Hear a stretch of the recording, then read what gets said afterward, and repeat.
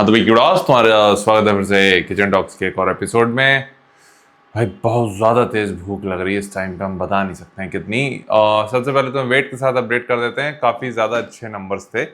सुबह का वेट तुम्हें बता दें कि क्या था एग्जैक्ट, तुम्हें बताएंगे। पोस्ट कार्डियो वेट का हमारा 77.80।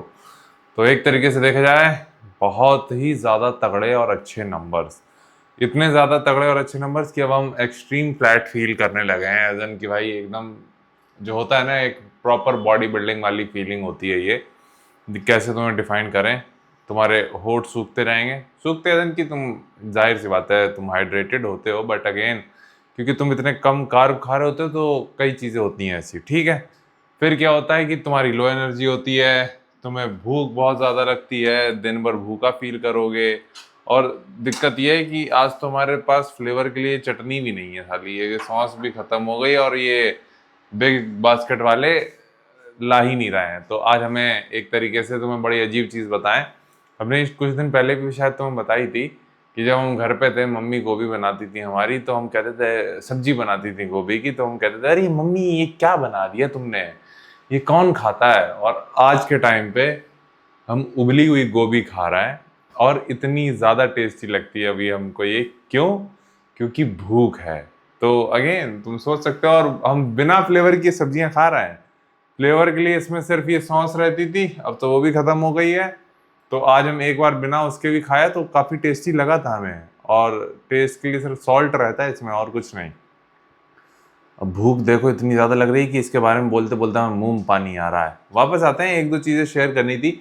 एक अच्छी चीज़ ये है कि ये लास्ट वीक है डिप्लीशन का, एक तरीके से लास्ट वीक है। एग्जैक्ट देखा जाए तो हमारे पास अभी कितने हैं, आज 18 तारीख है।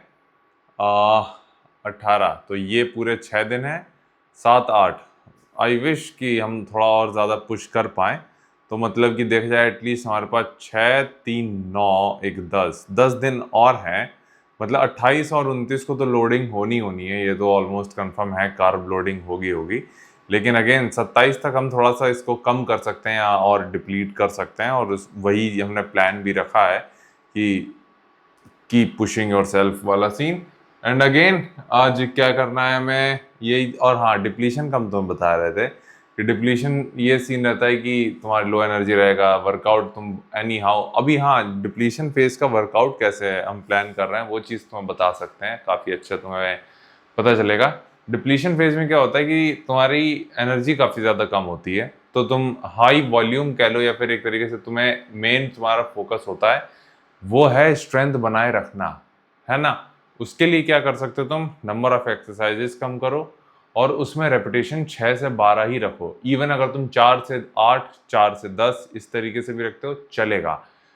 कोशिश करो ज़्यादा से ज़्यादा स्ट्रेंथ बनाए रख सको, वो चीज़ बेस्ट रहेगी। तो ये होगा तुम्हारा हाई वॉल्यूम, एक तरीके से तुम्हारे किस किस तरीके से डिप्लीशन फेज में तुम काम कर सकते हो। फिर एक दूसरा पार्ट जो है इसी वीडियो का वो ये है कि अब ये, क्योंकि हमारा वेट आज 77.80 है, तो हमें पता है ये सवाल आएगा ही आएगा कि एक तरीके से देखा जाए ये हमारी लास्ट प्रेप से भी कम वेट है। अब तुम्हें बताते हैं थोड़ी सी ये चीज़ डिटेल में। एक तो भाई यहीं बैठ जाते हैं भाई, अब तो खड़े होने की ताकत नहीं है। तो होता क्या है कि प्रोग्रेस तुम्हारी सिर्फ ये नहीं होती कि जब तुम्हारे इंचेस ऊपर जाएं, वेट ऊपर जाए या फिर स्केल ऊपर जाए। प्रोग्रेस तुम्हारी muscle definition, muscle quality, muscle maturity से भी डिफाइन होती है। लास्ट ईयर से हम ज़्यादा श्रेडेड हैं, मसल डेफिनीशन काफ़ी ज़्यादा एक तरीके से अच्छी है, प्रोपोर्शनल काफ़ी ज़्यादा अच्छा है, प्रोपोर्शन हमारा, सिमेट्री बेटर है। तो ये भी एक प्रोग्रेस होती है। तुम इवन ये देखो कि जो सपोज एक एग्जांपल लेते हैं, क्लासिक बॉडी बिल्डिंग एक कैटेगरी होती है बॉडी बिल्डिंग में, उनकी वेट कैप होती है। मतलब मान के चलो अगर तुम्हारी ये हाइट है तो तुम इतना ही वेट रख सकते हो, इससे ज़्यादा नहीं रख सकते हो। उसमें हर साल एक बॉडी बिल्डर अपनी प्रोग्रेस लेके आता है। कैसे? सेम फैक्टर से, कंडीशनिंग, तुम्हारा मसल डेफिनेशन, मैच्योरिटी और जो वीक पार्ट है उस पर ज़्यादा फोकस करके। वेट कैप के तुम्हें अंडर ही रखना होता है। तो इस चीज़ को भी तुम सोच सकते हो कि वेट सिर्फ एक नंबर हो जाता है, मेन प्रोग्रेस तुम्हारी देखी जाती है कि how you look on stage. फर्क नहीं पैंदा सी कि तुम कितने ह्यूज हो या कितना ज़्यादा वेट है, या लास्ट टाइम से इस बार कितना ज़्यादा वेट है। तुम स्टेज पे कैसे दिख रहे हो, तुम्हारी प्रोपोर्शन कैसे दिख रहे हैं, तुम्हारी मसल डेफिनेशन कैसी है, कंडीशनिंग कैसी है, वो तो एक तरीके से जजिंग का क्राइटेरिया होगा। बहुत ज़्यादा हम लोग पीछे पड़ जाते हैं एक तरीके से वेट स्केल के। इवन एक तरीके से वो फैक्टर है भी जो डिफाइन करता है काफ़ी ज़्यादा प्रोग्रेस को बॉडी बिल्डिंग में। वो एक तरीके से निगलेक्ट किया जाने वाला एक फैक्टर हो सकता है या फिर होता भी है। इवन ओपन के जो बॉडी बिल्डर होते हैं ओपन कैटेगरी के, उनका भी वेट क्लासिक के जो बॉडी बिल्डर्स होते हैं उनसे कम होता है, हालांकि उनकी हाइट भी कम होती है, तो वो भी एक रीज़न होता है। बट अगेन जैसा कि तुम क्रिस बमस्टेड का एग्जाम्पल ले लो कि उसकी जो हाइट है वो उसमें ही अपने वेट कैप पे इम्प्रूवमेंट करता गया है और हर साल करता रहा बंदा वो। तो इस चीज़ से तुम अंदाज़ा लगा सकते हो कि वेट मैटर नहीं करता, तुम्हारी maturity, muscle definition, proportional conditioning और लास्ट टाइम से कितने तुम इम्प्रूव होते हो वो ज़्यादा मायने रखती है। तो ये सारी चीज़ें थोड़ा सा अपने दिमाग में लाओ। मोस्टली यार ये चीज़ हमें एक क्या कहते हैं यंगस्टर से ही सुनने को मिलती है कि अरे भाई ये तो हमें खुशी होगी अगर तुम ये चीज़ सीखो, तो वो ज़्यादा ज़रूरी है।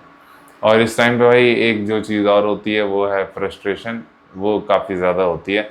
हम डेली ये चीज़ शायद तुम्हें बता रहे हैं कि अच्छा है कि हमारे आसपास कोई नहीं है, क्योंकि जब भी कोई होता है तो एक तरीके से ना हम बस चाहते हैं कि ये भाई हमसे बात ना करे बड़ा ही एक तरीके से कहते हैं ना कि सुनने में बड़ा गंदा लगता है और हमें बोलते हुए बड़ा गंदा लग रहा है, लेकिन स्पेशली आखिरी के 2 हफ्तों में ये चीज़ होती है। तुम चाहते हो एटलीस्ट तब तक जब तक तुम कार्ब लोड नहीं करते हो, तुम चाहते हो कि भाई बात मत करो प्लीज़ हमसे, ऐसे ही चलता रहने दो। इवन जो हमारी बातचीत होती भी है ना किसी से, सिर्फ हाँ और ना में ही बातें हो रही हैं इन दिनों। तो ये पार्ट ऑफ द गेम ही है। और अभी भी तुम देखोगे ये हम पट्टी बांधे हुए हैं इसमें, इसका रीज़न ये है कि ये जो है ना कुछ इसकी स्टोरी यही है कि कुछ दिन पहले हमारा जो बाइक स्लिप करी थी, या जो भी कह लो, हम एक्सीडेंट टर्म यूज़ नहीं करना चाह रहे क्योंकि वो काफ़ी ज़्यादा हैवी होता है। तो होता क्या है इसके साथ कि मान के चलो इसकी स्टोरी ये है कि भाई मान के चलो जैसे हमारी कुछ दिन पहले बाइक गिर गई थी, तो उसमें क्या हुआ था, हमारे 2 जगह चोट आई थी, एक तो तुम्हारे बाइसेप्स पे और दूसरा तुम्हारे इसमें हील में। तो इसके साथ ये होता है कि जैसे आज हम पूरा रेस्ट करेंगे, रेस्ट एज इन की काम करेंगे, ये शाम तक पूरा बढ़ जाएगा, रात को हम इसको रिकवर होने देते हैं और अगेन सुबह ये रिकवर होगा, फिर ये एक तरीके से पूरे दिन एक्टिव होता है, फिर ये थोड़ा सा डैमेज होता है, फिर रात को रिकवर करते हैं। तो ये ही साइकिल चल रही है हमारी इस इंजरी की कि सुबह ये सही होती है, रात को फिर हम इसको रात तक इसको ख़राब करते हैं, फिर रात को रिकवर होती है, फिर सुबह एक तरीके से ठीक होती है, फिर पूरे दिन ये ख़राब होती है, फिर रात को रिकवर करते हैं। इस तरीके से ये साइकिल चल रही है। तो अब हम सोचते भी हैं कि रेस्ट जो भी होगा इस इंजरी का वो इस पूरे 5 हफ्ते के बाद ही होने वाला है, क्योंकि 5 हफ्ते इसको ये चीज़ हमें सहनी होगी और एनी हाउ हम सही लेंगे, क्योंकि there is no if and but वाला सीन है। तो चलता है, इतना तो सह ही सकते हैं हम अपने एक पैशन के लिए। तो ये चीज़ भी तुम्हें बतानी थी, क्या कहा जा सकता है, और हमारे पास कुछ नहीं है शेयर करने को भाई। यहीं तक रखते हैं वीडियो, तुम अपना ख्याल रखना। आज तुम वर्कआउट देखोगे, वो है चेस्ट डे, काफ़ी अच्छा था, मज़ा आया करके, तो वो देख के बताना कैसा लगा। हाँ तो भाई तुम्हारा स्वागत है फिर से सुबह की चर्चा में। तो सीन ऐसा है, सबसे पहले तो हम वेट के साथ अपडेट कर देते हैं, जो कि था अभी 78.50। आज हमारा डाइजेशन भी सही था, नींद भी अच्छी आई है, तो कोई भी दिक्कत नहीं है। तो इस चीज़ को लेकर हम कंप्लेन नहीं कर सकते। कल से ही 100 ग्राम ज़्यादा है, और इसका एक रीज़न ये है कि कल एक्टिविटी लेवल बहुत कम होता है, हम अपनी बॉडी को पूरा आज रिलैक्स फील कर पा रहे हैं एक्चुअल में। बस एक दिक्कत ये होती है क्योंकि वो हील वाला सीन जो है हमारा, वो अभी भी रिकवर नहीं हो पाता है, क्योंकि जाहिर सी बात है संडे को कार्डियो के फॉर्म में सिर्फ हम वॉक कर सकते हैं, एंड अगेन वो उसको ट्रिगर्ड कर देता है। तो ये चीज़ भी है, बट कोई नहीं, 1 हफ़्ता और है, और 1 हफ़्ता मतलब कि ये जो है ये पीक एक तरीके से है जहाँ हम सबसे ज़्यादा प्रोग्रेस कर सकते हैं मेंटलिटी वाइज भी, क्योंकि अब हम जानते हैं कि ये हफ़्ता हमें पुश करना ही करना है और कोई ऑप्शन नहीं है। ठीक है, तो उस चीज़ को लेके भी हम थोड़े से सीरियस हैं। अब दिन में 2 बार ट्रेनिंग, कार्डियो, लो कैलोरीज, सब कुछ चलेगा। बस थोड़ा सा ट्रेन हमें स्मार्टली करना है। अब हम सब कुछ करने की कोशिश नहीं करेंगे, एज एन मान के चलो सिर्फ मैक्स 5 मूवमेंट होंगे। जैसे सपोज़ आज हमें चेस्ट ट्रेन करना है तो आज 5 के 5 चेस्ट नहीं होंगे, 4 चेस्ट हमने प्लान किए हैं। और डिपेंड करता है कि तब तक क्या सीन रहता है।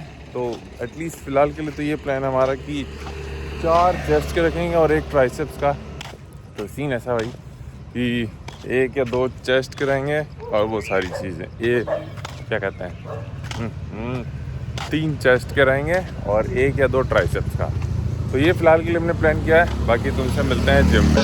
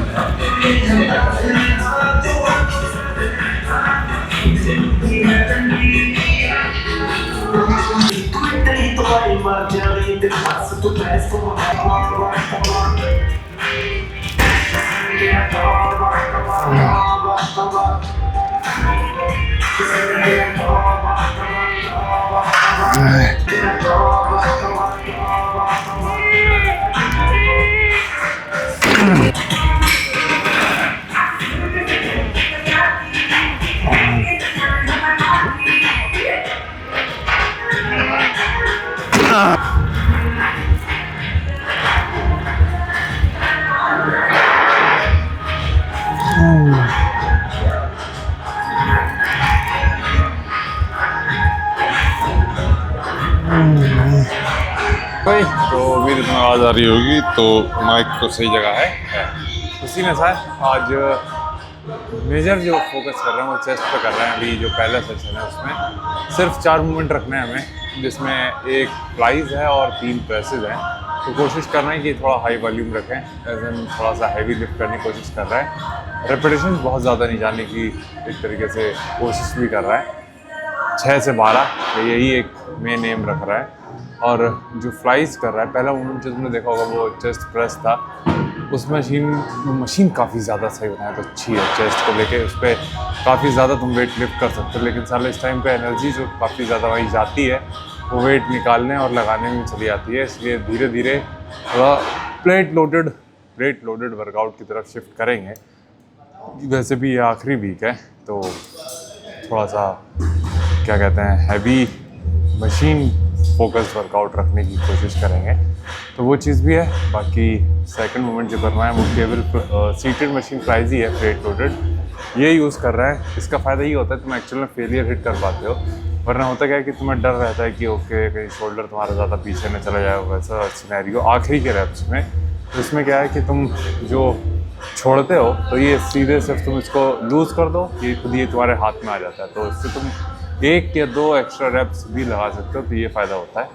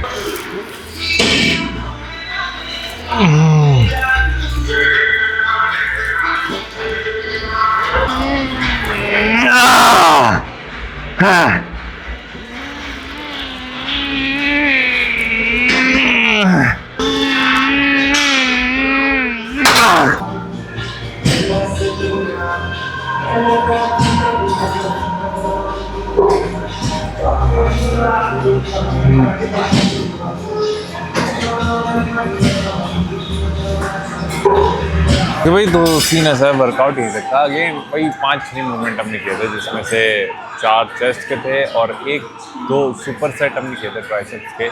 मोस्टली पुश डाउन और ओवरहेड एक्सटेंशन, दोनों ही ओवरहेड है, हाँ सही कहा दोनों ने। और पुश डाउन नहीं, किक बैक टाइप का था मूवमेंट, और दोनों सुपर सेट किया था हमने सिंगल हैंड से, तो वो काफ़ी करने में मज़ा आया था। तो यहीं तक रखते वीडियो, और तुम्हें कुछ पूछना हो तो मुझे कमेंट कर देना। बाकी अपना ख्याल रखना, मिलते हैं।